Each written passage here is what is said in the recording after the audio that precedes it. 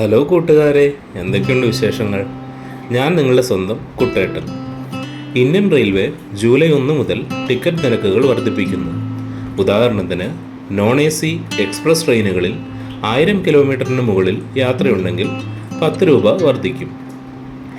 AC ക്ലാസ്സുകളിൽ അത് 20 രൂപയും ഇപ്പോഴുള്ള നിരക്കിനേക്കാൾ കൂടുതലായിരിക്കും.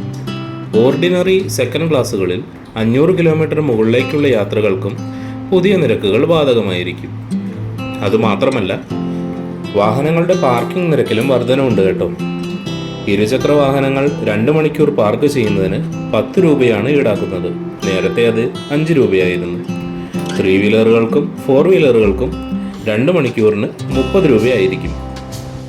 മറ്റൊരു പ്രധാന വാർത്തയാണ് UDFന്റെ ആര്യാടൻ ഷൗക്കത്ത് 11,000-ലധികം വോട്ടുകളുടെ ഭൂരിപക്ഷത്തിൽ നിലമ്പൂർ ഉപതെരഞ്ഞെടുപ്പിൽ വിജയിച്ചത്. കേരളത്തിൽ രാഷ്ട്രീയ മാറ്റത്തിന്റെ സൂചനകൾ കാണുന്നുണ്ടോ? കൂട്ടുകാരെ, നിങ്ങൾക്ക് എന്ത് തോന്നുന്നു എന്ന് കമന്റ് ചെയ്യും.